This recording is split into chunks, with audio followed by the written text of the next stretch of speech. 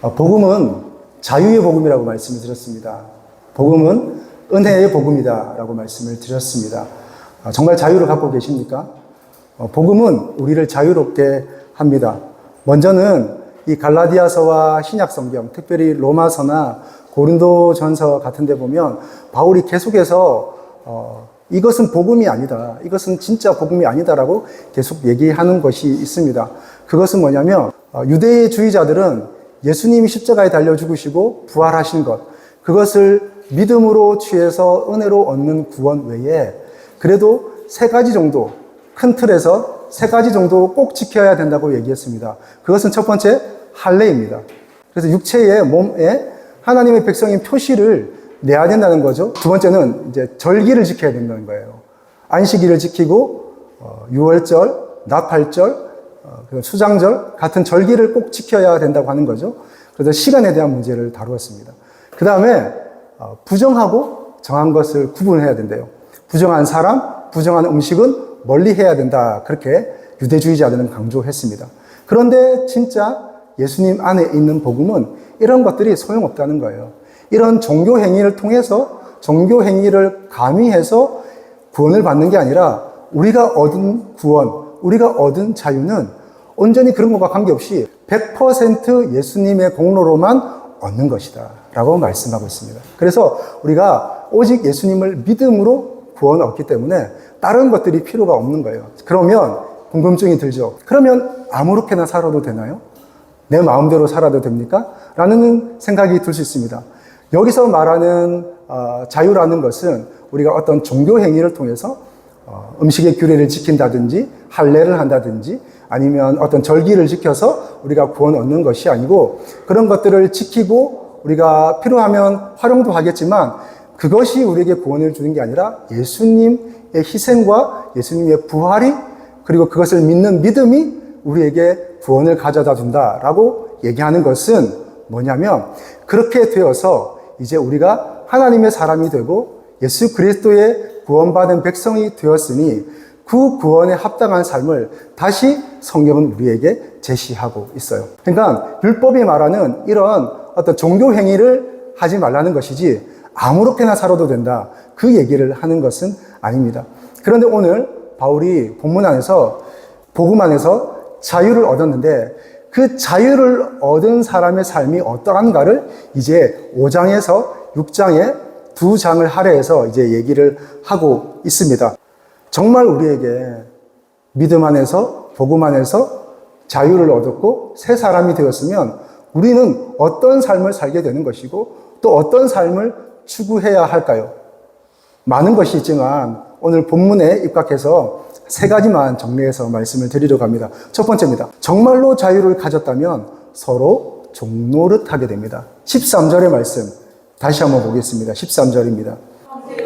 너희가 자유를 위하여 부르심을 입었으나 그러나 그 자유로 육체의 기회를 삼지 말고 오직 사랑으로 서로 아멘.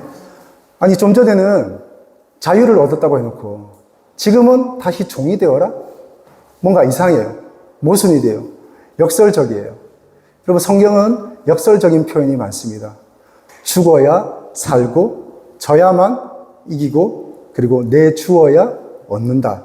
성경은 그렇게 얘기하고 있어요. 성경은 세상이 말하는 방식으로 내가 열심히 최선을 다했으면 얻는다. 그리고 내가 이렇게 잘 살면 된다. 인풋이 있으면 아웃풋이 있다. 성경은 그것과 함께 그것을 넘어서는 이야기를 하고 있어요. 그것은 때로는 내가 죽어야 살고 내주어야 얻는 이런 삶이 있습니다. 여러분 자유도 마찬가지입니다. 우리가 자유를 얻었으면 다시 종이 되어야 된다라고 얘기를 해요. 그러면 좀 전에 얻은 자유는 무엇이고 지금 종이 된다는 것은 뭘까요? 그것은 그 종됨에 주인이 바뀌는 거예요. 종됨에 주인이 바뀌는 거예요. 좀 전에 자유는 무엇으로부터 자유입니까? 여러분 본문 안에서 얘기하는 이 자유는 첫째는 어떤 율법, 종교 행위, 할례나 절기를 지키는 것이나 또는 음식 규례나 정하고 부정한 것을 철저하게 지키는 이런 종교 행위로부터의 자유뿐만 아니라 우리는 죄로부터 자유해야 하고 또 어떤 과거의 어떤 일로부터 자유하고. 여러분, 사람이 다 상처가 있어요. 상처로부터 우리를 자유하게 합니다. 복음은.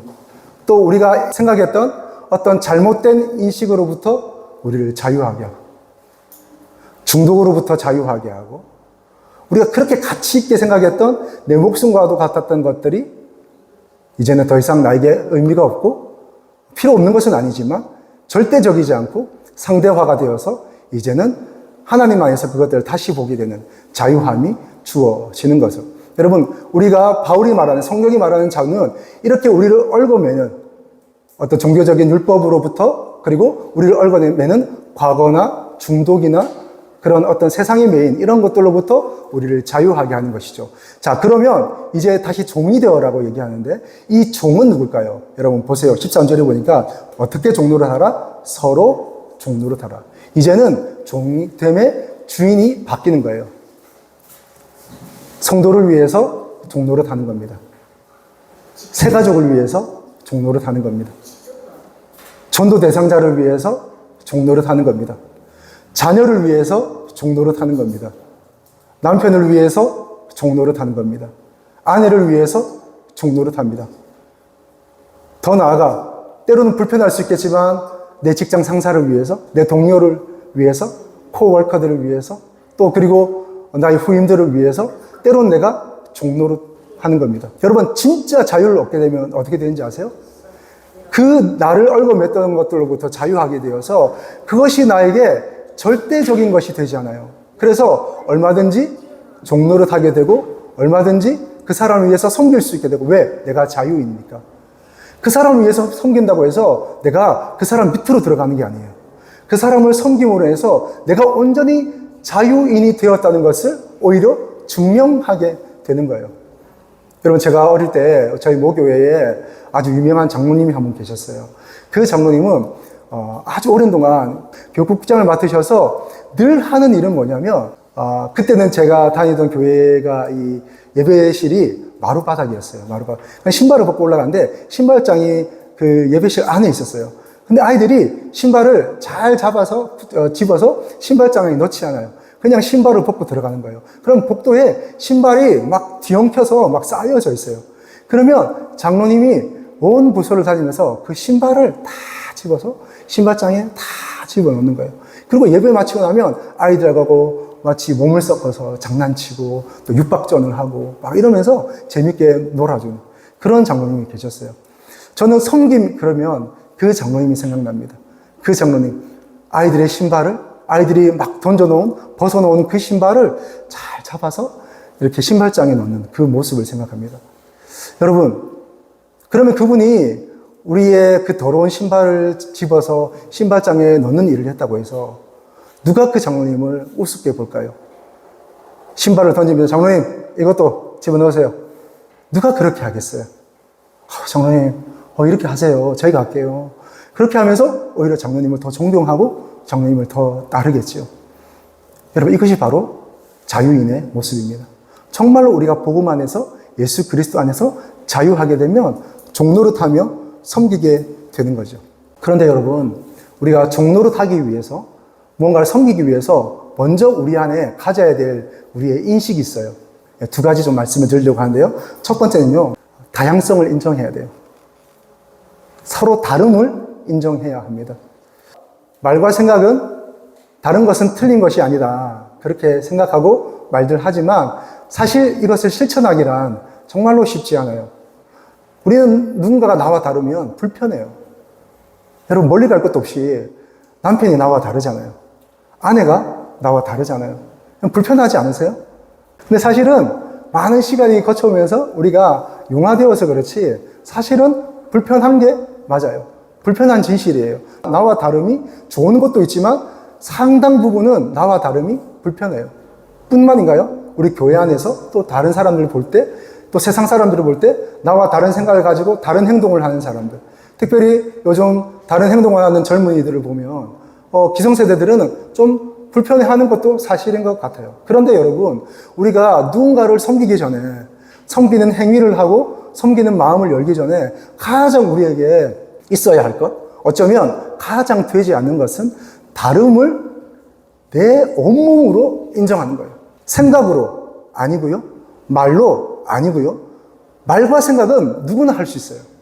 그러나 진짜 우리가 누군가를 섬기기 위해서 가장 우리 안에 먼저 있어야 되는 것은 서로 다른 것을 인정해야 돼요. 나와 말투가 다르고 나와 생각하는 방식이 다른 것을 우리가 인정해야 되는 것이죠. 두 번째는 그 다름을 수용해야 합니다. 받아들일 수 있어야 됩니다. 정말 내가 그 사람의 생각, 그분의 삶을 우리가 받아들일 수 있을 때 비로소 우리는 섬길 수 있는 기초적인 것을 우리는 함양하게 되는 것입니다. 여러분, 우리가 부활절에 들어온 헌금과 또 성경금을 모아서 우리 하나교회 탈북 청소년들에게 우리가 장학금으로 전달했습니다. 장학금으로 잘 전달했는데요. 우리 왜 그렇게 해야 될까요? 여러분, 왜 우리가 그렇게 해야 되죠? 우리는 재정이 흘러 넘쳐서 그랬나요? 아니요, 우리도 필요해요. 우리도 헌금이 넉넉한 것이 아닙니다. 우리도 쓸 곳이 많이 있습니다. 그런데 우리가 그 헌금을, 그 돈을 모아서 우리가 우리의 필요를 채우지 않고 우리의 욕구를 생각하지 않고 우리가 또 다른 이들, 님에게야 부족한 것 있으려마는 이런 생각으로 그들을 섬기는 마음으로, 다음 세대를 섬기는 마음으로, 또는 약자를 섬기는 마음으로, 때로는 고향을 떠나와서 이 타향에서 물sor고 날서는 곳에서, 그리고 이 민주주의, 이 자본주의 국가에서 적응하지 못한 채 하루하루 눈물로 지새는 그 사람들, 그리고 그들의 자녀들, 우리가 섬길 수 있다면 우리가 하나의 앞에 쓰임 받는 거죠. 여러분, 이렇게 서로 종노릇 하는 것입니다. 사랑하는 여러분, 서로 종노릇 해주시기를 주님으로 축복합니다. 여러분, 제일 먼저 아내에게, 제일 먼저 남편에게 종노릇 하는 겁니다. 우리 자녀는 우리의 소유물이 아니잖아요. 각 개인이 하나님 앞에서 살아가는 겁니다. 때로는 우리가 화가 나더라도 우리 자녀에게 너무 소리 지르지 마십시다. 너무 그렇게 몰아세우지 마십시다. 따끔하게 훈육하되 사랑과 온유함으로 분명하게 가르칩시다. 떠니까 애들이죠. 말 안 들으니까 애들이고. 그렇죠? 사고 치니까 애들인 거잖아요. 그러니까 우리가 좀 더 온유함으로 그렇게 우리가 나누고 하면 좋겠습니다. 두 번째는 우리가 정말로 자유를 가졌다면 육체의 일을 버리게 됩니다. 그러면 19절부터 20절의 말씀인데요. 우리 다시 한번 읽겠습니다. 육체의 일은 그러하니 곧 음행과 더러운 것과 호색과 우상숭배와 주술과 원수의 행동과 분쟁과 시기와 분냄과 강짓는 것과 음란과 이단과 투기와 술 취함과 방탕함과 또 그와 같은 것들이라. 전에 너희에게 경계하는 것 같이 경계하느니 이런 일을 하는 자들은 하나님의 나라를 유업으로 받지 못할 것이요. 여러분, 육체의 일은 분명하답니다. 육체의 일은 우리가 애매하지 않고 육체의 일은 우리가 분명하게 알 수 있다고 합니다. 오늘 바울이 얘기한 이 육체의 일을 세 부분으로 나눌 수 있어요. 첫 번째는 개인적인 불경건이에요. 그게 뭐냐면 음행, 더러운 것, 그리고 호색, 그리고 21절에 술 취함, 방탕함, 이런 것들이 개인적 불경건이에요. 두 번째는 영적인 타락이에요. 육체의 일 중에 영적인 타락, 20절에 보니까 우상숭배, 주술. 그리고 세 번째는 인격과 관계되어 있습니다. 원수 맺기, 분쟁, 시기, 당짓는 것, 분열, 이단, 투기 등입니다. 여러분, 음행은 아시죠? 그 다음에 더러운 것, 더러운 것은 추행입니다. 추행. 호색, 술 취함. 술 취함은 술주정 다 포함이 됩니다. 방탕함은 흥청망청 먹고 마시는 것입니다. 여러분, 20절에 보니까 우상숭배, 타 종교를 믿고 타신을 믿는 것뿐만 아니라 하나님의 자리를 다른 것으로 대처하는 것을 우상숭배라고 얘기합니다. 절에 다니고 또 이슬람을 신봉하는 것뿐만 아니라 하나님의 자리에 다른 것, 하나님의 자리에 물질을, 하나님의 자리에 사람을, 하나님의 자리에 나 자신을, 하나님의 자리에 어떤 나의 기업을, 하나님의 자리에 자기가 이념하는 바나 사상하는 바를 올려놓을 때 그것은 우상숭배가 되는 겁니다. 자, 그런데 오늘 말씀해 보니까 왜 이런 일을 하면 안 된다고 되어 있을까요? 21절 끝부분에 보십시오. 자, 이런 일을 하는 자들은 어떻게 해요? 네. 이런 일을 하는 자들을 하나님의 나라를 유업으로 받지 못한다. 여러분 어떠세요? 이렇게 열거된 15가지를 보니까 여러분 어떤 마음이 드세요? 하나도 안 찔린다. 하나도 안 찔리는 분 계십니까? 다 하나 이상은 다 여러분 마음에 걸릴 거예요. 뭐 하나뿐이겠습니까? 뭐 여러 가지로, 그리고 전부 다 사실 우리의 삶을 표현하고 있는 것입니다. 그러면 이런 일을 하는 자는 하나님의 나라를 유업으로 받지 못한다고 했는데, 그러면 나 이거 다 걸리는데 그럼 나 믿는 사람 아닌가? 나는 하나님의 나라를 유업으로 받지 못하는가? 나는 천국 갈 수 없는가? 나는 구원받지 못하는가? 라고 생각할 수 있는데요. 여러분, 여기서 말하는 이런 것을 행하는 사람은 하나님의 나라를 유업으로 받지 못한다는 것은 뭐냐면, 이런 것을 일삼는 사람들입니다. 이런 것에 대해서 경각심이 없고, 이런 것에 대해서 두려움이 없고, 이런 것을 하는 것을 오히려 즐기고, 자신의 육체를 쾌락의 도구로 내어주고, 이런 일을 하는 것을 기뻐하고, 좋아하고, 또 다른 사람에게 권장하기도 하는 이런 사람들입니다. 그러면 우리는 그렇게까지는 아니어도 사실 이런 삶이 저희의 삶 속에 있습니다. 그런데 믿는 사람의 특징은 무엇인고 하니, 믿는 사람들도 이런 일을 더러 하기도 합니다. 또 빠지기도 하고 넘어지기도 합니다. 그런데 믿는 사람은요, 돌이키게 됩니다. 믿는 사람은 이것에 대한 죄 인식을 가지고 이것으로부터 빠져나오려고 하고, 하나님의 도우심을 구하고, 이것으로부터 내가 나오기 위해서 기도하고 애쓰고 결단하고 자기의 삶을 돌이킵니다. 이것을 이름하여 회개라고 하는 거죠. 이런 일이 우리에게 필요합니다. 왜냐하면 우리도 넘어질 수 있고, 우리도 잘못할 수 있고, 우리도 때로는 음란함에, 때로는 우리가 술 취함에 빠지기도 하고, 때로는 우리가 미워하고 질투하고. 여러분, 당 안 짓는다고 자신할 수 있으세요? 당 짓는다는 것은 패거리를 만드는 거예요. 편을 만드는 거예요. 여러분, 내 편 안 맞는다고 자신할 수 있으세요? 아니요. 살다 보면 어쩔 수 없이 나도 내가 원하든 원치 않든, 인식하든 인식하지 않든 내 편을 만들고 있는 자기 자신을 발견할 수 있어요. 이런 일들이 우리 가운데 있습니다. 그러나 정말 우리가 하나님 나라를 유업으로 받으려면 여기에 대한 민감함을 가지고, 여기에 대한 두려움을 가지고 날마다 회개하며 살아야 하는 것이죠. 여러분, 양텔름이라는 미식가가 이런 얘기를 했어요. 당신이 무엇을 먹는지를 말해주면 당신이 어떤 사람인지를 말해주겠다. 여러분, 음식도 그 사람을 나타냅니다. 여러분이 어떤 말을 하는지 제가 들으면 전 여러분이 어떤 사람인지 저는 알 수 있습니다. 여러분, 우리의 삶은 우리가 어떤 사람인지를 나타내는 거죠. 육체의 일을 일삼으면 육체의 사람이 되는 겁니다. 그러나 하나님의 일을 추구하면 하나님의 사람이 되는 것이죠. 저도 사실 살아가다 보면 저를 불편하게 하는 사람이 있습니다. 전들 왜 불편함이 없고, 저도 왜 화가 안 나고, 저도 아이들에게 얼마나 화를 내는데요. 특별히 여러분, 오늘 분냄이 있어요. 분노하는 거죠. 분노가 조절되지 않을 때도 있고, 때로는 이 분노가 우리 가정을 막 휘잡을 때도 있어요. 여러분, 저도 아이들에게 화내고, 때로는 화내면 크게 소리 내기도 하거든요. 근데 오늘 이 설교를 하려고 하니까 제가 얼마나 마음에 찔리겠습니까? 그래서 3일 동안 제가 시도를 하고 3일 동안 제가 제 자신을 절제를 하고 오늘 이 자리에 섰습니다. 그래도 하나님, 너무 부끄럽지는 않아야 될 것 같습니다. 그래서 아내에게 약속했습니다. 제가 3일 동안 제가 집에서 화내지 않겠습니다. 라고 결심하고 정말 지난 3일 동안 금, 토, 오늘까지군요. 오늘까지 해야 되군요. 예, 쉽지 않습니다.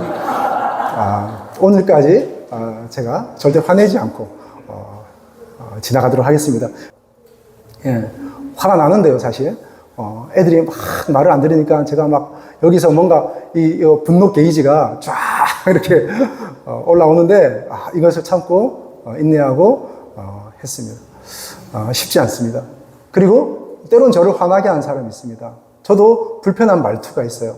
저는 이렇게 못되게 말하는 거 정말 싫어하거든요. 다 공격하듯이 얘기하고. 이런 거 정말 싫어하는데, 그것이 제 마음에 딱 걸릴 때도 있고, 화가 날 때도 있고. 정말 저도 사람이지라 정말 강력함으로 한번 받아치고 싶은 그런 때가 불쑥불쑥 올라옵니다. 정말 예의 없는 사람, 그리고 함부로 하는 사람, 그런 사람을 만나고 또는 정말 인간으로 살 수 없는 일을 하는 사람을 만나면 저도 화가 나죠. 근데 그때마다 제가 하는 두 가지 생각과 제스처가 있습니다. 첫 번째는 일단 시간을 보냅니다. 숫자를 셉니다. 첫 번째는 속으로 한숨을 쉬고요. 그리고 그 말에 바로 대꾸하지 않습니다. 그리고 숫자를 셉니다. 한 셋, 넷, 다섯 세는데요. 여러분, 제가 이렇게 말씀을 준비하다 보니까 좋은나무 성품학교에 이영숙 대표가 이런 얘기를 하더라고요. 자기가 아이들에게 성품을 가르치기 위해서 화났을 때 해야 하는 일을 가르친대요. 그게 뭐냐면 1, 3, 10이랍니다. 1, 3, 10. 1은 첫째! 하고 마음속으로 생각한대요. 3은 뭐냐? 심호흡을 3번 한대요.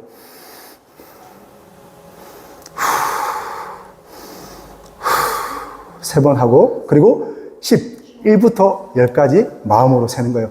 마음으로 하나, 둘, 셋. 그리고 10까지 세면 화가 수그러든다는 겁니다. 자, 한번 해볼까요? 자, 따라할까요? 첫째. 자, 23번씩 했습니다.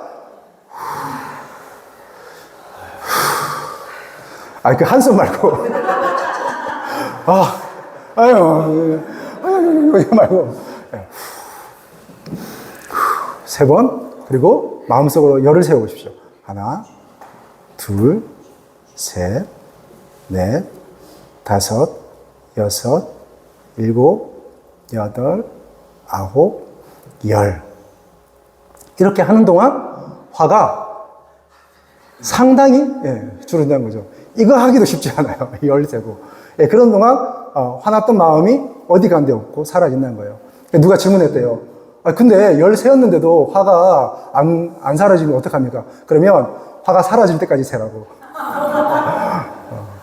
그래서 저는 일단 숫자를 셉니다. 화가 나서 화를 표출할 때도 있지만 화가 날 때 일단 심호흡을 하고 쉽니다. 그 다음에 시간이 지났는데도 이 화나 이 불편함이 사라지지 않을 수 있잖아요. 그때는 제가 이렇게 생각합니다. 하나님이 그 사람을 사랑하시는데 내가 왜? 하나님이 그 사람을 판단하시는데 내가 왜? 라고 마음속으로 되뇌입니다. 언제까지? 화가 사라질 때까지. 그 사람을 향한 미움이 사라질 때까지. 라고 생각하고 주권을, 그 판단을, 심판을 하나님께 던져버리고 저는 거리두기를 하는 거죠. 여러분, 왜 불편하세요? 왜 불편함이 계속 남아있어요? 왜 아직도 그 사람을 용서하지 못하고 왜 우리 가운데 분노함이 남아있을까요? 실은 거리두기가 안 되는 거예요. 그것은 그 사람의 일이에요. 나는 내 일을 하는 거예요. 그 사람의 일로 인해서 심판하실 분은 하나님이세요. 그가 잘했건 못했건 그를 판단하실 분은 하나님이세요. 그가 하나님 앞에 서야 돼요. 그것은 그에게 맡겨진 일이고 우리는 우리의 일을 하는 거예요. 부모가 잘못했습니까? 그것은 부모 세대가 감당할 일이에요. 자녀들이 잘못했습니까? 자녀들이 감당할 일이에요. 나는 나의 일을 잘하면 되겠습니다. 그래서 여러분 거리두기를 좀 잘 하시면 좋겠고요. 거리두기를 하는 과정 속에서 정말 중요한 건 뭐냐면 주권을 내가 가지고 가지 않는 거예요. 심판권을 내가 가지고 않는 거예요. 우리는 주심이 아니에요. 우리는 부심도 아니에요. 우리는 전혀 관계없는 사람들이에요. 그래서 여러분 이렇게 생각하시기 바랍니다. 하나님이 그 사람을 사랑하시는데 내가 왜? 하나님이 그 사람을 판단하시는데 내가 왜? 하고 나는 한 발 뒤로 물러서서 거리두기를 하는 거죠. 그 사건으로부터, 그 말로부터, 그 사람으로부터, 내가 당한 그 일로부터 한 발 물러서는 거예요. 거리두기 할 수 있기를 주님의 이름으로 축복합니다. 이 거리두기 하는 것도 능력이에요. 너무 그 안으로 깊이 들어가지 마세요. 여러분, 때로는 화가 나고, 때로는 마음이 불편할 때, 그 일 안에서 너무 많이 생각하지 마세요. 거기에 너무 몰입하지 마세요. 해결책을 마련하려고 너무 생각하다 보면, 거기에 빠져서 마음이 눈덩이처럼 불어나는 거예요. 여러분, 용서한다는 것은 무조건 그 사람과 친밀하게 지내서 다시 또 카톡하고, 다시 또 전화하고, 다시 또 친밀하게 차 마시고, 이것을 용서라고 말하지 않아요. 용서도요, 어느 정도 거리두기가 필요합니다. 용서했다고 해서 다 그 사람과 과거처럼 친밀하게 지내는 것, 그것만이 용서는 아니에요. 마음에서 떨어뜨리는 거예요.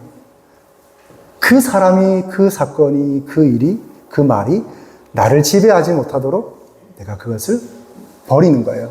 이것이 용서의 첫 번째 단계예요. 자, 세 번째는요, 정말로 우리가 자유를 가졌다면, 정말로 믿음 안에서, 복음 안에서 자유한다면 어떤 일이 생기는가? 성령의 열매를 맺게 됩니다.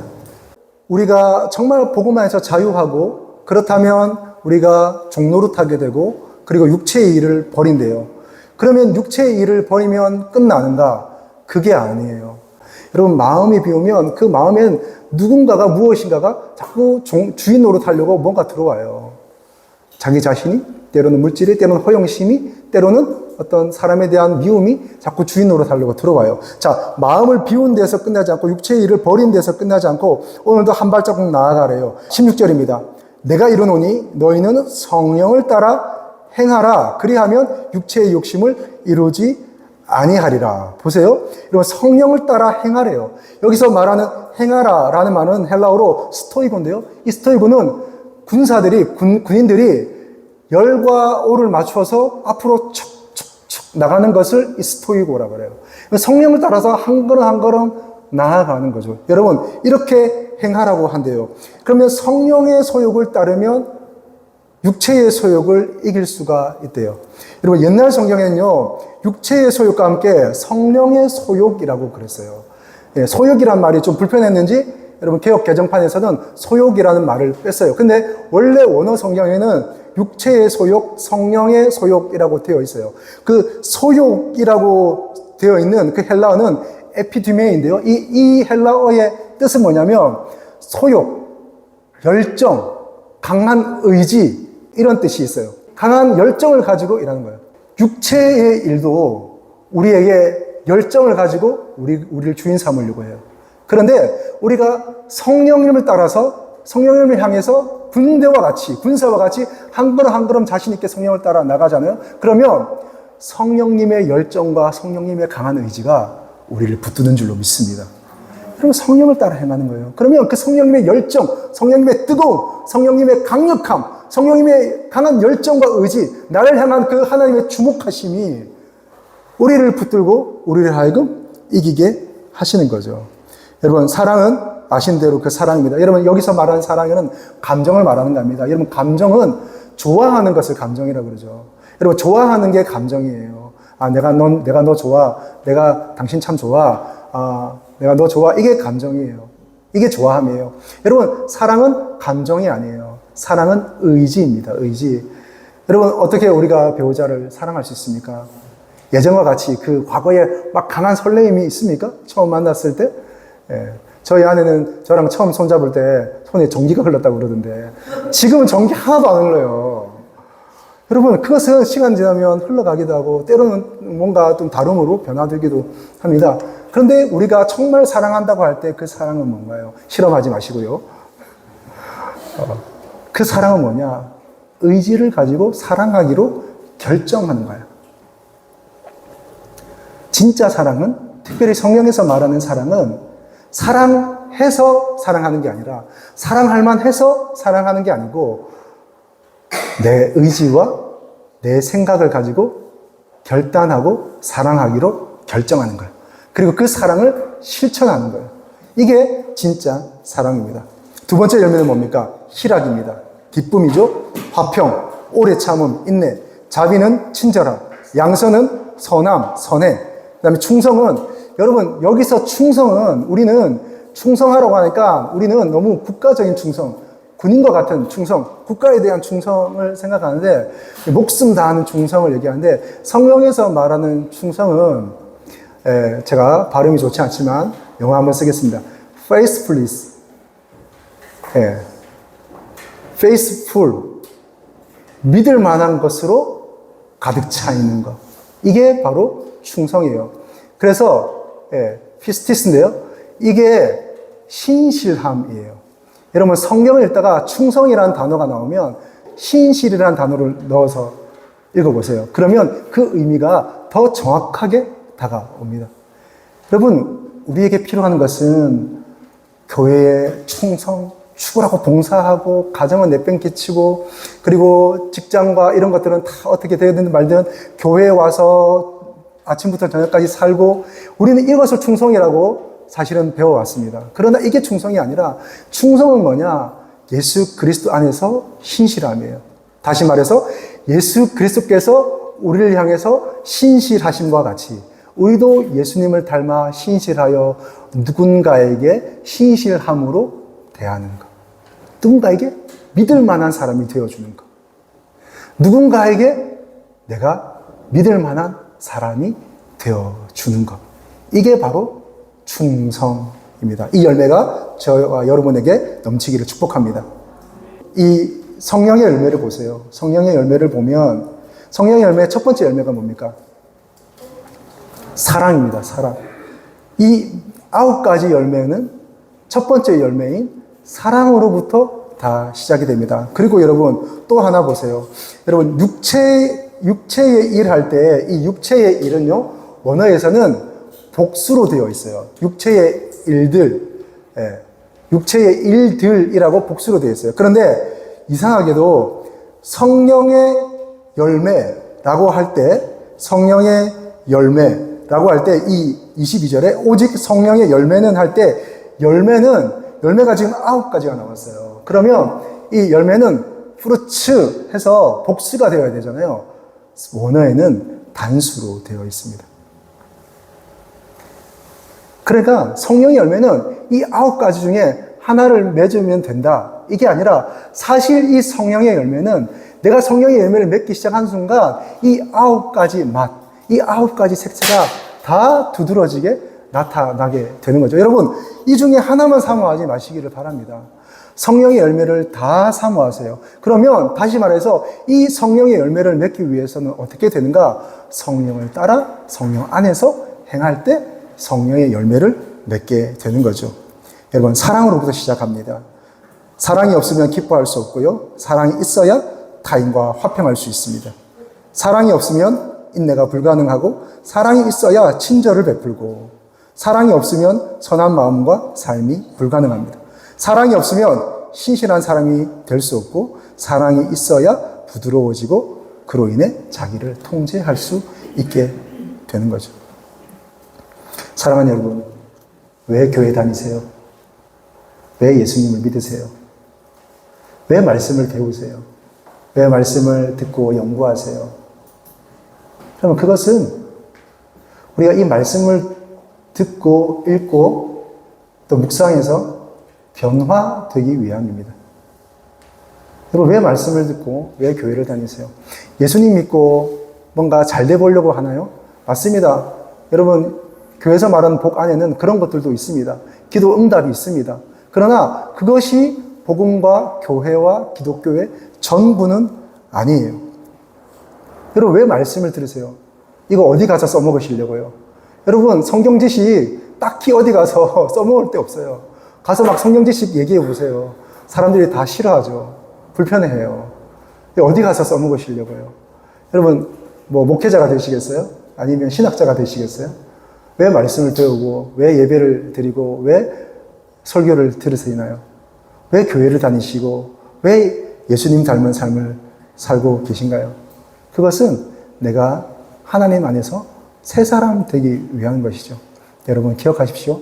말씀은 듣고 즐기기 위함이 아니라 말씀은 듣고 행하기 위함입니다.